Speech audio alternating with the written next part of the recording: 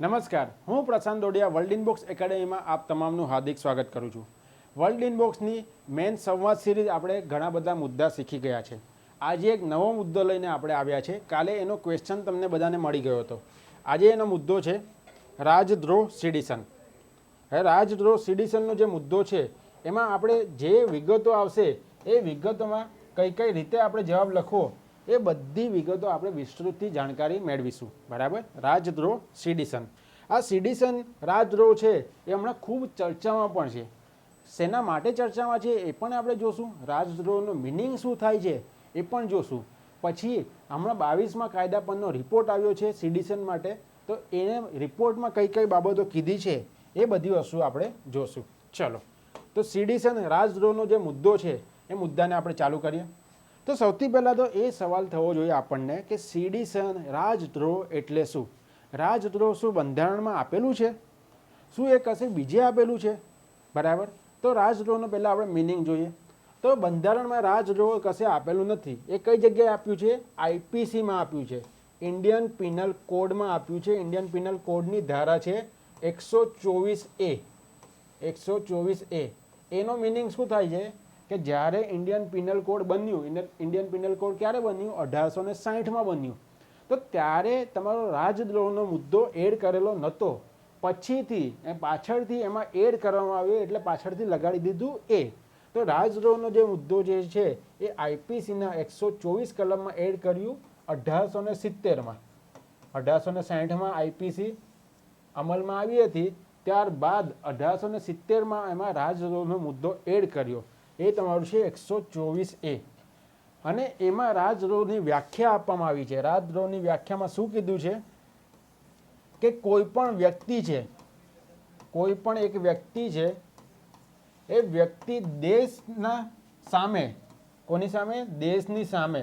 પહેલી વસ્તુ કીધી છે દેશની સામે ઉશ્કેરણી ભરી કોઈ એવી ક્રિયા કરે, કોઈ તિરસ્કારની ક્રિયા કરે, કોઈ ધિક્કારવાની ક્રિયા કરે, ધિક્કારવું કે પછી તિરસ્કાર, એવી કોઈ ક્રિયા કરે છે તો એને શું કહેવાશે? રાજદ્રોહ કહેવાશે. એક આ રીતે આપ્યું છે કે દેશના વિરુદ્ધમાં તિરસ્કારની કોઈ પ્રક્રિયા કરે છે, દેશના વિરુદ્ધમાં ધિક્કારની કોઈ પ્રક્રિયા કરે છે, તો એને શું કહેવાય છે? રાજદ્રોહ કહેવાય છે. બીજું શું કહેવામાં આવ્યું છે? બીજું એમ કહેવામાં આવ્યું છે કે ભાઈ બંધારણમાં જે પ્રમાણે સરકાર કીધી છે, કાયદા દ્વારા સરકાર રચાય છે, કાયદા દ્વારા જે સરકાર બની છે, હવે કાયદા દ્વારા જે સરકાર બની એના વિરુદ્ધમાં કોઈ એવું કાર્ય કરે છે, કાં તો કોઈ એવા શબ્દ બોલે છે, અથવા કોઈ એવું દ્રશ્યમાન કરે છે કે સરકારના વિરુદ્ધમાં ઉશ્કેરણી કરે છે, સરકારના વિરુદ્ધમાં ઉશ્કેરણી કરે છે, એના શબ્દોથી, એના સંકેતથી, એની ભાષાથી, એના દ્રશ્યમાનથી, એની કોઈ પણ પ્રવૃત્તિથી સરકારના વિરુદ્ધમાં ઉશ્કેરણી થાય છે, તો એને શું કહેવાય છે? એને રાજદ્રોહ કહેવાય છે. રાજદ્રોહ કહેવાય છે કે તમે રાજ્યને વિરુદ્ધમાં કાર્ય કર્યું છે, તમે દેશના વિરુદ્ધમાં કાર્ય કર્યું છે, તમે દેશના વિરુદ્ધમાં પાખંડ કર્યો છે, તમે લંકાના વિભીષણ જેવું કામ કર્યું છે. બરાબર. તો એને શું કહેવાય છે? રાજદ્રોહ કહેવાય છે.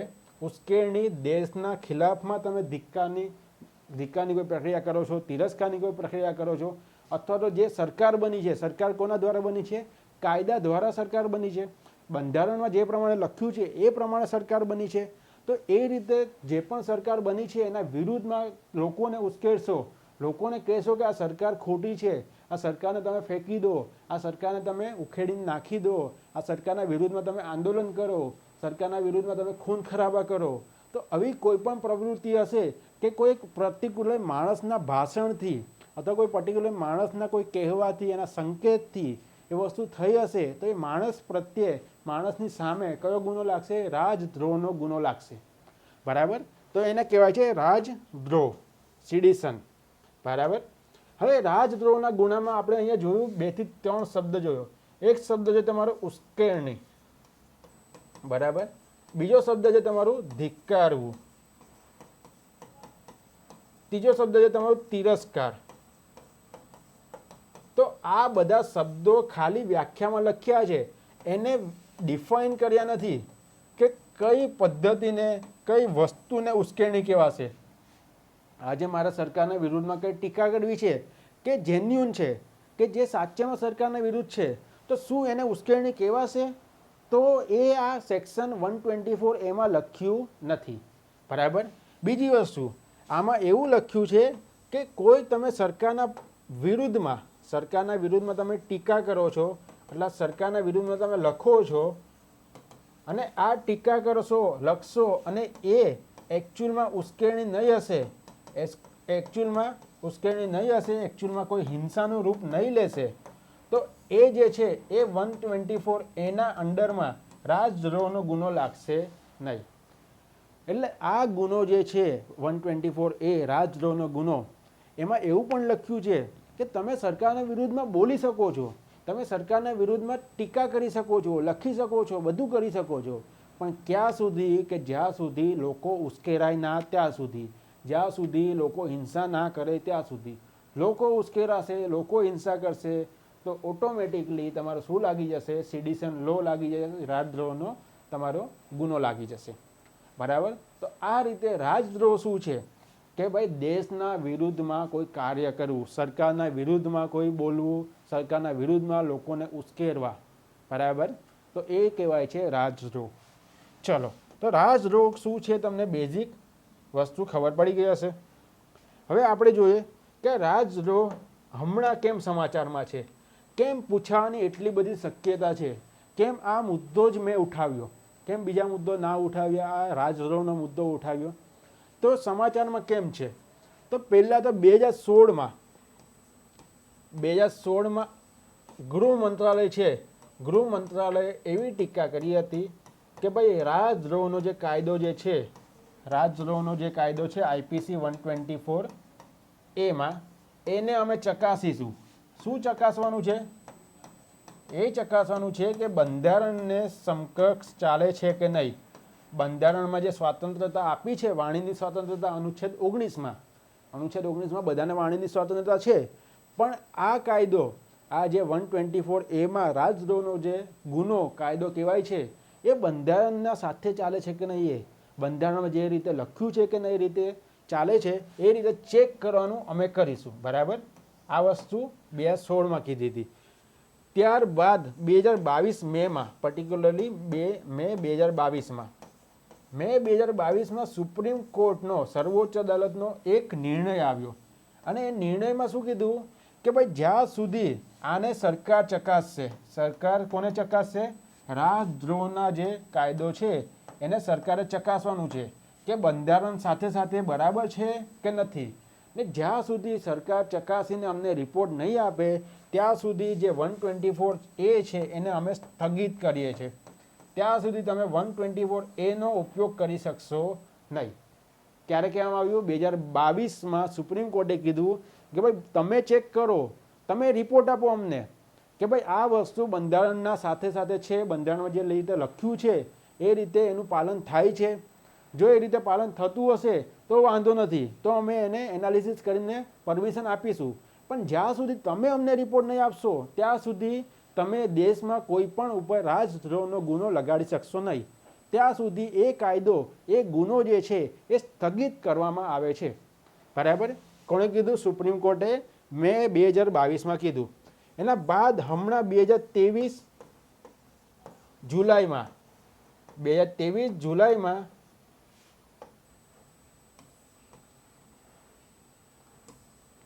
ચલો જુલાઈ 2023માં 22માં કાયદા પંચનો રિપોર્ટ આવ્યો છે. 22માં કાયદા પંચનો રિપોર્ટ, કાયદા પંચનો રિપોર્ટ આવ્યો છે. એ રિપોર્ટના જે અધ્યક્ષ હતા એ છે તમારા ઋતુરાજ અવસ્થી, જસ્ટિસ ઋતુરાજ અવસ્થી. જસ્ટિસ ઋતુરાજ અવસ્થી જે છે એ કર્ણાટકના ચીફ જસ્ટિસ હતા. કર્ણાટકના ચીફ જસ્ટિસ હતા પહેલા એટલે 2021-22માં ચીફ જસ્ટિસ હતા, અને પછી કાયદા પંચના અધ્યક્ષ બન્યા. તો કાયદા પંચે હમણાં રિપોર્ટ જાહેર કર્યો છે, ને રિપોર્ટમાં સ્પેસિફિકલી મેન્શન કર્યું છે કે રાજદ્રોહના કાયદા માટે, પહેલી વસ્તુ તો રાજદ્રોહનો કાયદો બરાબર છે કે નહીં એ એ એમને મેન્શન કર્યું છે, અને રાજદ્રોહના કાયદામાં કેટલા કેટલા સુધારા કરવા છે આપણે એ પણ એમને મેન્શન કર્યું છે. એ આપણે આગળ જોશું શું મેન્શન કર્યું છે, આપણે આગળ જોશું. બરાબર. તો જુલાઈમાં હમણાં જ રિપોર્ટ આવ્યો છે એટલે સમાચારમાં છે, ને આ મુદ્દો આપણે ઓલવેઝ પોલિટીમાં પણ ભણીએ છીએ, તો આ મુદ્દો ચર્ચામાં હોવાથી વધારે ઇમ્પોર્ટન્ટ બની જાય છે. બરાબર. તો સમાચારમાં કેમ છે? કારણ કે કાયદા પંચનો રિપોર્ટ આવ્યો છે. કાયદા પંચે રાજદ્રોહ વિશે ઘણી બધી વસ્તુ કીધી છે. કઈ કઈ વસ્તુ કીધી છે આપણે હમણાં જોશું. ચલો, તો તમને બધાને સમજ પડી ગઈ કે રાજદ્રોહ શું છે. બીજી વસ્તુ કે રાજદ્રોહ સમાચારમાં કેમ છે એ પણ સમજ પડી ગઈ. હવે રાજદ્રોહની સમસ્યા શું છે? લોકો કેમ કહે છે કે રાજદ્રોહ ના હોવો જોઈએ? એની સમસ્યા શું છે? સુપ્રીમ કોર્ટે કેમ કીધું કે રાજદ્રોહ તમારે સ્થગિત કરીએ છીએ, અમે જ્યાં સુધી તમે રિપોર્ટ નહીં આપશો ત્યાં સુધી સ્થગિત કરીએ છીએ, એવું કેમ કીધું? બરાબર. તો પહેલી વસ્તુ જે છે કે રાજદ્રોહની કોઈ સ્પેસિફિક વ્યાખ્યા નથી આપી. જેમ આપણે જોઈએ એમાં કયા કયા શબ્દો વાપર્યા છે? ઉશ્કેરણી શબ્દ વાપર્યો છે, ધિક્કારવું શબ્દ વાપર્યો છે, તિરસ્કાર શબ્દ વાપર્યો છે. પણ આ શબ્દને સ્પેસિફિકલી ડિફાઇન નથી કર્યા. કોને એકચ્યુઅલી ધિક્કારવું કહેવાશે, કોને એકચ્યુઅલી તિરસ્કાર કરવું કહેવાશે, કોને એકચ્યુઅલી ઉશ્કેરણી કરવું કહેવાશે. બરાબર. નાની બાબત હશે, સરકારની વિરુદ્ધમાં કોઈ બોલશે તો એને ઉશ્કેરણી કહેવાશે કે નહીં કહેવાય? હવે એ કયા બેઝ ઉપરથી ડિસિઝન લેવું, તો એની કોઈ વ્યાખ્યા જ નથી. એટલે સરકાર પાસે એક ખુલ્લી બારી મળી જાય છે કે કોઈ પણ સરકારના વિરુદ્ધ બોલશે તો એના ઉપર અમે 124A લગાડીશું અને એને અમે સજા આપી શકીશું. બરાબર. પાસ્ટમાં ઘણી બધી વખત સરકાર ઉપર આરોપ મુકાયા છે. જે પણ સરકાર હોય, હું પક્ષની કોઈ વાત નથી કરતો, NDA, UPA કે કોઈ XYZ કોઈ પણ સરકાર હોય, એના ઉપર આરોપ મુકાયા છે કે જે સિડિશનનો લો છે, જે રાજદ્રોહનો લો છે, એ ખોટી રીતે વાપરીને લોકોને સજા અપાય છે. બરાબર. લોકોને ખોટી રીતે વાપરીને સજા અપાય છે, એવા ઘણા આરોપો મુકાયા છે. ને એકચ્યુઅલીમાં જોવા જશું તો જેના ઉપર આરોપો મુકાય છે એને સિદ્ધ કેવી રીતે કરવા, એનો કયો ઉશ્કેરણી કેવી, કયો તિરસ્કાર કેવો, તો એનો કોઈ બેઝ છે જ નહીં. બરાબર. તો સરકાર પોતે ડિસિઝન લે છે, સરકાર પોતે પોતાની મનમાની ચલાવે છે, એવું પણ કહી શકીએ આપણે. બરાબર. તો આ એક એની સમસ્યા છે. બીજી સમસ્યા શું છે કે એક વસાહતીકરણનું એક નિશાન છે. વસાહતીકરણનું નિશાન એટલે શું કહેવા માંગે છે? આ ક્યારે એડ થયું હતું? 1870માં IPCમાં એડ થયું હતું. 1870માં શું હતું? આપણે વસાહતીકરણના અંડરમાં હતા, આપણે બ્રિટન રાજના અંડરમાં હતા. તો વસાહતીકરણનું એક નિશાન છે. એ લોકોએ બ્રિટને એટલે કે ઇંગ્લેન્ડે 2009માં જે રાજદ્રોહનો કાયદો છે એને રદ કરવામાં આવ્યો. 2009માં બ્રિટને પોતે રદ કરી દીધો છે, પણ ભારતે હજી સુધી રદ નથી કર્યો. એક મોટી સમસ્યા છે. તો વસાહતીકરણનું એક નિશાન છે. બીજી વસ્તુ કે મોટી મોટી જે ડેમોક્રેસી છે, મોટી મોટી જે લોકતંત્ર છે, મોટા મોટા લોકતંત્ર જે છે, એ બધામાં કશે પણ રાજદ્રોહનો ગુનો છે એ લાગુ પડતો નથી. મોટી મોટી જે પણ ડેમોક્રેસી છે, લોકતંત્ર છે, એ જગ્યાએ રાજદ્રોહનો ગુનો લાગુ પડતો નથી. એક મોટી સમસ્યા છે કે ભાઈ બીજા દેશમાં ચાલે છે તો આપણા દેશમાં કેમ નથી ચાલતું? બીજા દેશમાં સરખી રીતે સિસ્ટમ ચાલે છે રાજદ્રોહ વગર, બીજા દેશમાં સુરક્ષા થાય છે દેશની, બીજા દેશમાં અખંડિતતા જળવાય છે, તો આપણા દેશમાં કેમ નથી જળવાતી? આપણા દેશમાં કેમ જોઈએ છે રાજદ્રોહનો કાયદો? બરાબર. તો એ સવાલ ઊભા થાય છે. નેક્સ્ટ વસ્તુ કઈ સમસ્યા છે? તો જ્યારે પણ બંધારણ સભા આના વિશે ચર્ચા કરતી હતી કે ભાઈ આપણે રાજદ્રોહ રાખવું કે ના રાખવું, IPCમાં રાજદ્રોહને રાખવું કે ના રાખવું, ત્યારે બંધારણ સભામાં ઘણા બધા જે લોકો હતા એના અપોઝમાં હતા કે ભાઈ આ વસ્તુ જે છે, આ વસ્તુ અનુચ્છેદ 19, આ વસ્તુ અનુચ્છેદ 19ના વિરોધમાં છે. અને અનુચ્છેદ 19ના વિરોધમાં છે મિનિંગ કે વાણી સ્વતંત્રતા લોકોની છીનવાય છે. એટલે આપણે શું કરવું જોઈએ? આપણે 124A ને કાઢી નાખવું જોઈએ. બરાબર. નેક્સ્ટ વસ્તુ કે આ કાયદાને લીધે, આ ગુનાને લીધે સરકાર ઘણી બધી વખત આપ ખુદશાહીનું સ્વરૂપ ધારણ કરે છે. આપ ખુદશાહી. આપ ખુદશાહી એટલે શું? કે 4-5 જણા સરકાર ચલાવતા હોય એને આપ ખુદશાહી કહેવાય. તો પોતે પોતાની મનમાની કરે છે. જે આપણે કહીએ છીએ કે લોકતંત્ર છે, તો લોકતંત્રમાંથી આપ ખુદશાહીમાં કન્વર્ટ થઈ જાય છે રાજદ્રોહના બેઝના આધારે. બરાબર. તો આ બધી સમસ્યા છે, વસાહતીકરણની સમસ્યા છે. બીજા દેશમાં જે ડેમોક્રેસી છે એમાં કશે લાગુ પડેલ નથી. બ્રિટને પોતે બી રદ કરી દીધો છે. એના સિવાય એમની પાસે ખુલ્લી બારી મળે છે, રાજ્ય એનો વિરોધ એનો ગમે રીતે ખરાબ રીતે પણ ઉપયોગ કરી શકે છે, લોકોને હેરાન કરવા પણ ઉપયોગ કરી શકે છે. આ પણ ખુદશાહીમાં પરિણમે છે. બંધારણ સભાએ પણ એનો અપોઝ કર્યો હતો કે ભાઈ આપણે આમાં ચેન્જીસ લાવવા જોઈએ. બરાબર. હવે રાજદ્રોહ માટેની સજા શું છે? કોઈ પણને રાજદ્રોહનો ગુનો લાગે છે, સરકાર એના પર રાજદ્રોહનો ગુનો લગાડે તો એની સજા શું છે? તો એની સજા છે મિનિમમ, પહેલાં તો એની સજા છે બિનજામીનપત્ર સજા છે, એટલે કે નોન કોગ્નિઝેબલ ઓફેન્સ, કે જામીન એને મળશે નહીં. બરાબર. બીજું શું છે? એને મિનિમમ કેટલા વર્ષની સજા મળશે? મિનિમમ 3 વર્ષની સજા મળશે, અને મેક્સિમમ ક્યાં સુધી જશે? આજીવન સજા સુધી જશે. આજીવન સજા સુધી જશે. ત્રીજી વસ્તુ કે એને સરકારી નોકરી ભવિષ્યમાં મળશે નહીં. સરકારી નોકરી ભવિષ્યમાં મળશે નહીં. એટલે તમારે સરકારી નોકરી લેવી હોય તો રાજદ્રોહનો કોઈ કાયદાનો ભંગ કરતા નહીં. બરાબર. સરકારી નોકરી નહીં મળે. બીજી વસ્તુ કે એની પાસેથી પાસપોર્ટ જે છે, એની પાસેથી પાસપોર્ટ છીનવી લેવામાં આવશે.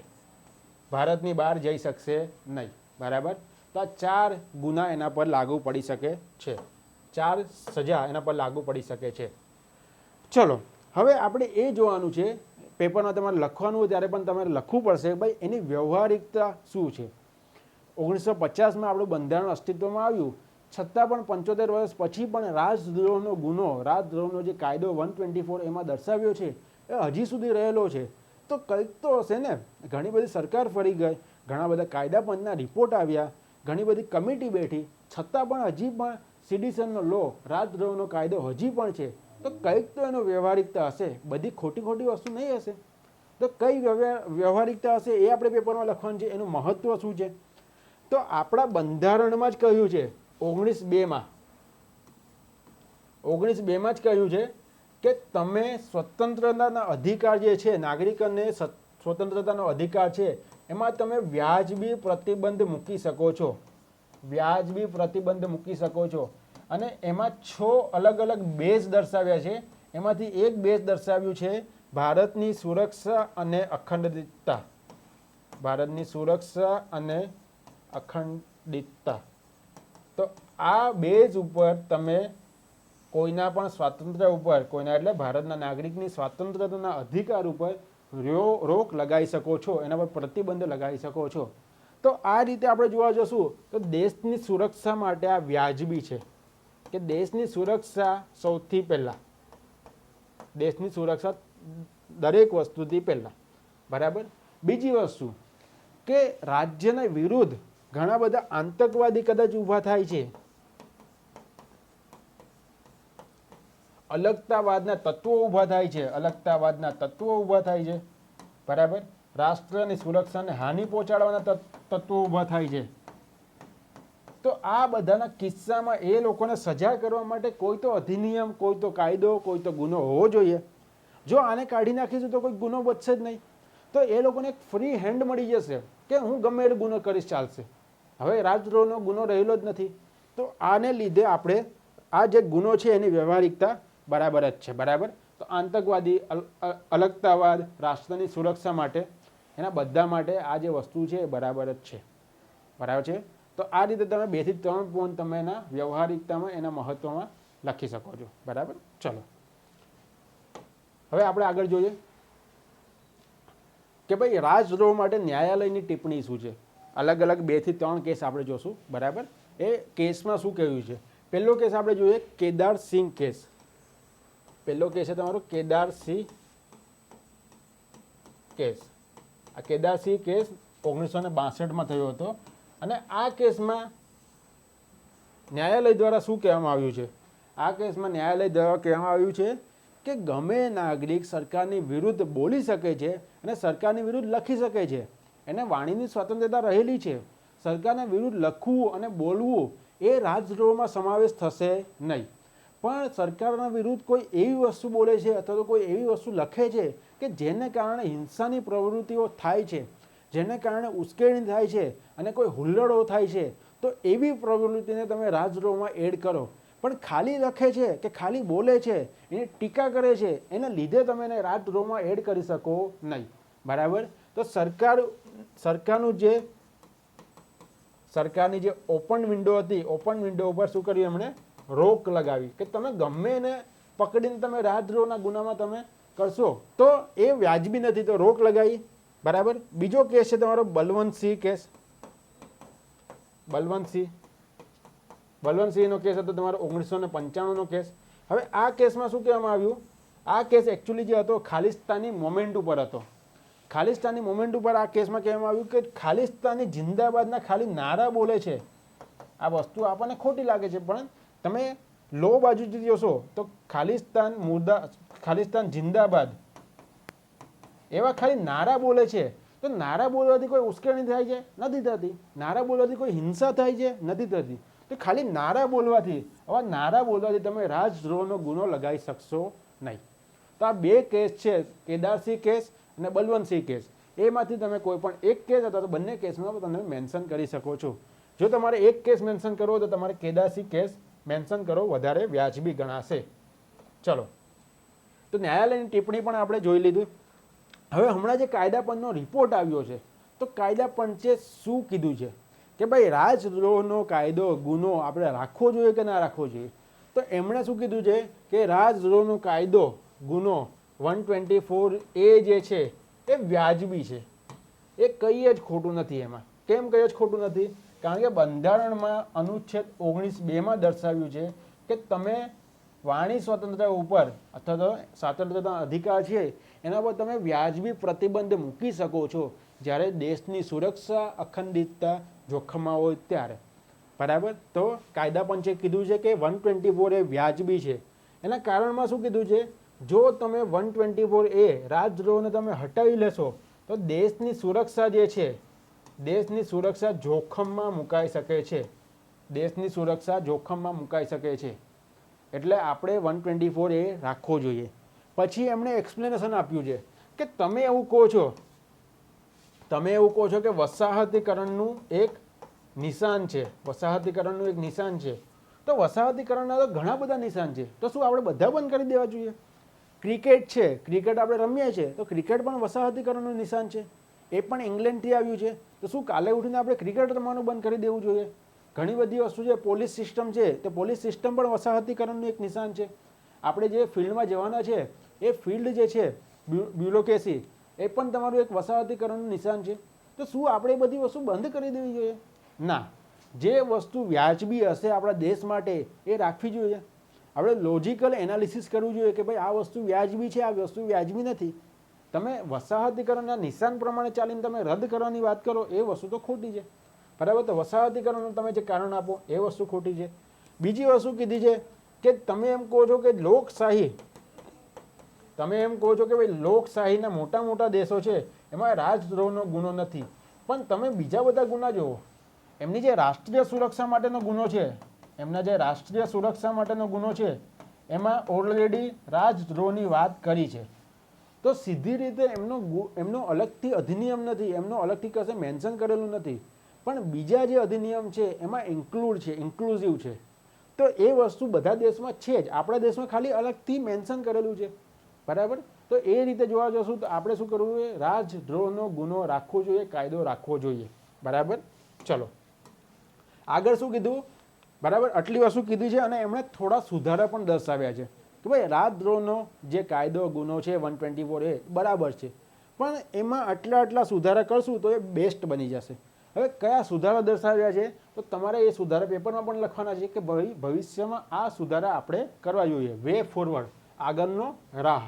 તો આગળના રાહ તરીકે આપણે લખવું જોઈએ કે પહેલી વસ્તુ શું છે કે જે રાજદ્રોહની વ્યાખ્યા છે એ રાજદ્રોહની વ્યાખ્યા સરખી રીતે મેન્શન નથી કરેલી. એમાં ઘણા બધા શબ્દો છે. ઉશ્કેરણી છે, હિંસા કરવી. તો કઈ વસ્તુને હિંસા કરવી કહેવાશે, કઈ વસ્તુને ઉશ્કેરણી કહેવાશે, કઈ વસ્તુને તિરસ્કાર કહેવાશે, કઈ વસ્તુને ધિક્કાર કહેવાશે.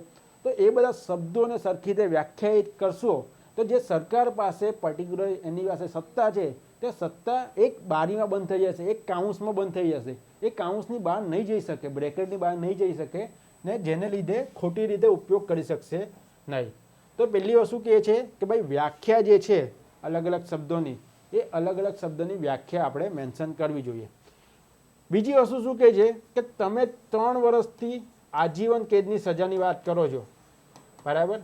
પણ એ વસ્તુ રાખો જ નહીં, આ વસ્તુને કેન્સલ કરી દો અને કોર્ટને પૂછો, કોર્ટને એક અધિકાર આપો, કોર્ટને એક સત્તા આપો કે કોઈ વ્યક્તિને 6 મહિનાની સજા કરવી છે તો પણ 6 મહિનાની સજા કરી શકે છે, કોઈ વ્યક્તિને 5 વર્ષની કરવી છે તો 5 વર્ષની સજા કરી શકે છે, 1 વર્ષની સજા કરવી છે તો 1 વર્ષની સજા કરી શકે છે.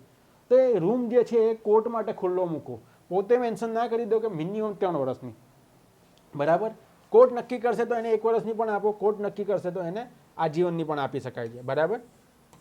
ત્રીજી વસ્તુ શું કહે છે કે બાકી બધા જે લોકતંત્રએ કર્યું છે એવું આપણે પણ કરી શકીએ છીએ. બાકી બધા લોકતંત્રએ શું કર્યું છે કે રાજદ્રોહનો કાયદો જે છે, રાજદ્રોહનો કાયદો એને કેન્સલ કરીને રાષ્ટ્રીય સુરક્ષાના કાયદામાં એને એડ કરી દીધું છે. એટલે વિવાદ જે છે, વિવાદ વધારે થાય નહીં. બરાબર. અને જે ગવર્મેન્ટની સત્તા છે, સરકારની સત્તા છે, એને સીમિત કરવાની વાત કરી છે કે એને એક વસ્તુ કહી દો કે ભાઈ આટલી વસ્તુ હશે તો જ તમે એને ગુનેગાર સાબિત કરી શકો. જો એનાથી ઉપરનું કે એના નીચેનું હશે તો તમે એને ગુનેગાર સાબિત કરી શકશો નહીં. તો આટલી ભલામણો કરી છે, તો આગળની રાહમાં આપણે આટલી વસ્તુ લખી શકીએ છીએ. બરાબર. તો આ સવાલ અહીંયા પૂરો થયો છે. જે આપણે રાજદ્રોહનો મુદ્દો ઉઠાવ્યો હતો એ મુદ્દામાં કેટલી બાબતો લખવી છે એ બધી બાબતો આપણે જોઈ. તો 2 પેજમાં આ રીતે લખવાનું છે. પહેલાં શરૂઆતમાં તમે જ્યારે સ્ટાર્ટિંગ કરો છો ત્યારે એની વ્યાખ્યા લખવાની છે, પછી એનું મહત્ત્વ લખવાનું છે, એમાં રહેલી સમસ્યા લખવાની છે, એમાં જે આપણે કેસીસ જોયા કેદારસિંહ કેસ અને બલવંતસિંહ કેસ, એમાંથી એકાદ કેસનું મેન્શન કરી દેવાનું છે. પછી કાયદાપંચનો હમણાં રિપોર્ટ આવ્યો, એ કાયદાપંચના રિપોર્ટમાં શું કીધું છે અને કાયદાપંચના રિપોર્ટમાં કયા સુધારો આપ્યા છે એ બધી વસ્તુ મેન્શન કરવાની છે. એટલે તમારો 2 પેજનો જવાબ તમારો બની જશે. ચલો, તો આ સવાલ તમને બહુ સારી રીતે સમજ પડી હશે અને આ સવાલમાં આપણે બધા એંગલ જે છે એ એડ કરી દીધા છે. હવે કોઈ સિટીઝન લોનો અથવા તો રાજદ્રોહનો કોઈ પણ સવાલ પૂછાય, ભવિષ્યમાં તમારે કોઈ ઇન્ટરવ્યૂમાં પણ તમને કોઈ સવાલ પૂછાય તો તમને આ રીતે તમને જવાબ આપતા આવડશે. આપણે નેક્સ્ટ લેક્ચરમાં વધુ મુદ્દા સાથે, વધુ નવા મુદ્દા સાથે, નવા ટોપિક સાથે ફરી મળીશું. ત્યાં સુધી જય હિન્દ, જય ભારત.